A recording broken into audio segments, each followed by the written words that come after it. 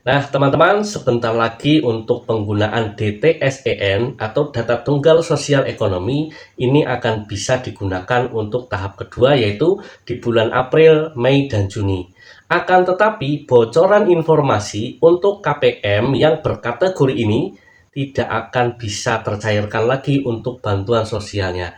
Kira-kira bocoran informasinya seperti apa? Simak terus video ini sampai selesai agar teman-teman tahu tentang informasi ini selengkapnya.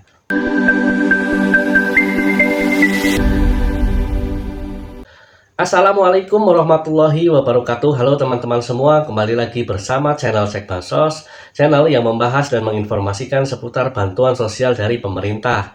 Di kesempatan kali ini kita akan menginformasikan kepada teman-teman Cek Bansos semuanya ada informasi tentang penggunaan DTSN yang sudah resmi akan dipakai untuk di tahap kedua bulan April, Mei, dan Juni.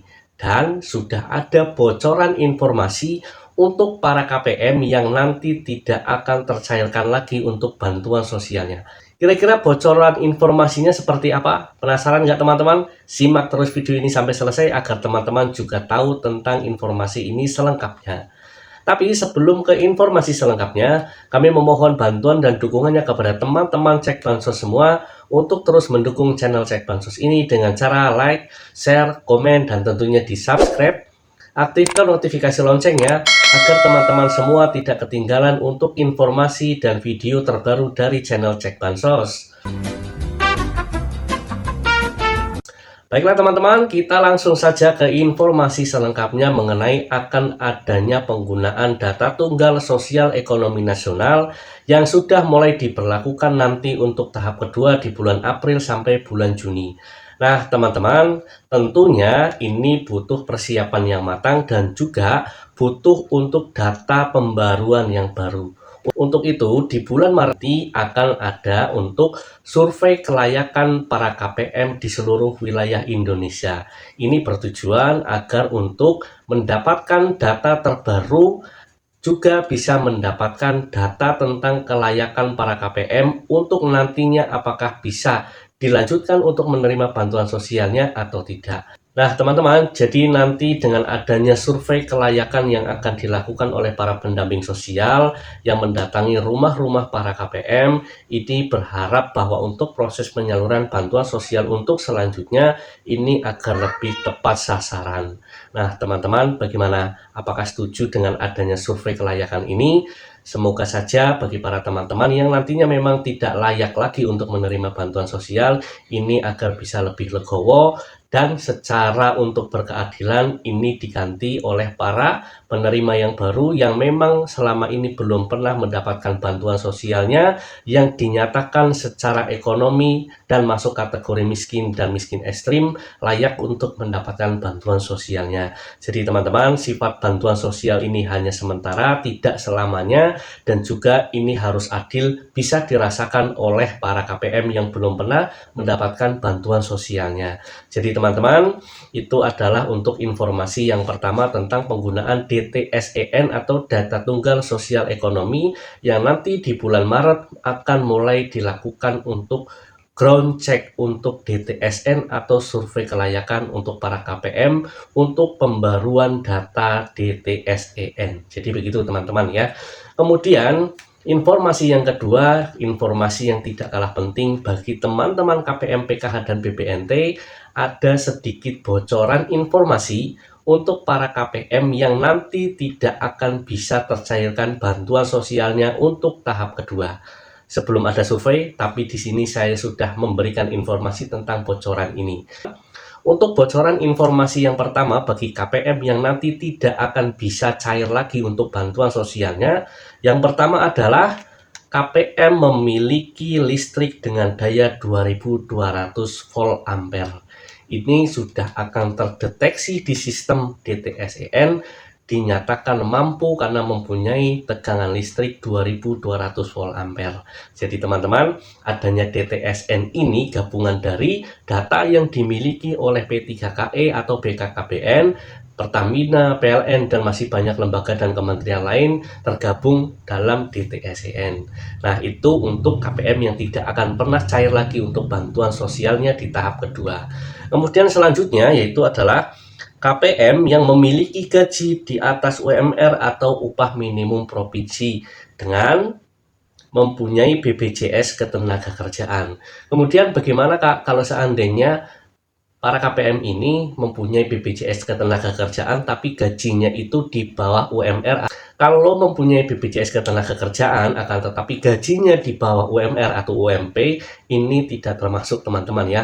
Yang termasuk golongan mampu adalah para KPM yang mempunyai gaji di atas. Kalau di atas itu misalkan gaji teman-teman itu UMP-nya itu 3 juta. Nah, teman-teman sudah memiliki gaji di atas 3 juta, 3 juta setengah atau 4 juta. Berarti itu sudah akan otomatis terbaca oleh sistem dengan mengambil data dari BPJS Ketenagakerjaan yang pasti setiap tahun akan melampirkan tentang pajak penghasilan atau PPh. Nah, jadi teman-teman itu untuk yang kedua. Kemudian selanjutnya KPM yang tidak akan pernah cair lagi untuk bantuan sosialnya tahap kedua yaitu adalah KPM bekerja ke luar negeri sebagai TKI atau TKW dengan teridentifikasi oleh keimigrasian mempunyai paspor. Nah, sekali lagi teman-teman ya, DTSN ini adalah kumpulan data dari berbagai lembaga atau kementerian, termasuk Kementerian Keimigrasian. Ini pasti akan terkoneksi langsung dengan DTSN, dengan ditandai mempunyai paspor untuk ke luar negeri. Nah, jadi ini tidak bisa untuk dicairkan lagi bantuan sosialnya untuk tahap kedua. Kemudian yang selanjutnya adalah teman-teman ya, untuk KPM yang tidak akan dicairkan lagi untuk bantuan sosialnya di tahap kedua adalah ada anggota dalam 1 KK ya teman-teman yang diterima sebagai pegawai CPNS atau P3K. Ini sudah secara otomatis akan masuk ke dalam sistem Kemendagri dan sudah secara otomatis akan terbaca juga oleh DTSEN. Ini tidak akan pernah mendapatkan bantuan sosialnya lagi karena sudah masuk dalam kategori mampu dan sejahtera. Jadi teman-teman, kalau di tahun 2024 ini diterima sebagai CPNS, kemudian diterima juga sebagai pegawai P3K, maka ini sudah tidak usah ditanyakan lagi untuk bantuan sosialnya, secara otomatis pasti akan ter-off dengan sendirinya atau akan terbaca oleh sistem DTSEN. Nah teman-teman, kemudian yang terakhir ya teman-teman, ini nanti ada hubungannya dengan survei kelayakan di bulan Maret nanti. Ini bisa dikatakan yang paling banyak menggugurkan para KPM. Apa teman-teman? Nah, perlu teman-teman ketahui ini adalah bisa memiliki motor atau bisa membeli motor di atas harga 30 juta karena ini adalah masuk kategori mampu dan sejahtera. Contohnya teman-teman, ada salah satu KPM bisa membeli motor dengan nominal di atas 30 juta atau 30 juta setara yang contohnya bisa ditandai dengan motor ini ya teman-teman, dan motor ini juga ya, ini pasti akan terdeteksi langsung nanti di lapangan ketika ada survei kelayakan. Nah, jadi teman-teman, walaupun ini pembeliannya melakukan dengan proses cicilan, akan tetapi ini masuk dalam kategori mampu dan sudah sejahtera.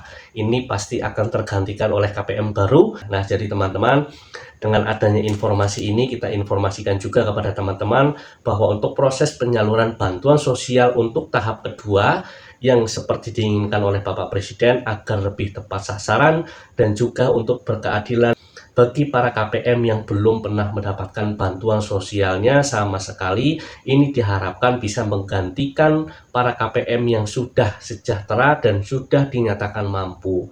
Jadi teman-teman, sekali lagi kita berdoa mudah-mudahan teman-teman selalu diberikan rezeki, mudah-mudahan teman selalu diberikan kesehatan, dan teman-teman yang belum pernah mendapatkan bantuan sosialnya, mudah-mudahan juga untuk tahap selanjutnya bisa mendapatkan bantuan sosial dari pemerintah. Dan bagi KPM yang memang nanti akan ditidaklayakkan oleh para pemerintah, ini nanti mohon maaf agar bisa sekiranya bisa lebih bersabar dan legowo untuk menerima ketentuan dari pemerintah. Kira-kira seperti itu informasi di kesempatan kali ini. Mudah-mudahan bisa bermanfaat bagi teman-teman semuanya. Silahkan bagi teman-teman kalau ada pertanyaan-pertanyaan seputaran bansos, ditulis di kolom komentar saja. Insya Allah nanti akan kita bantu jawab untuk teman-teman semuanya.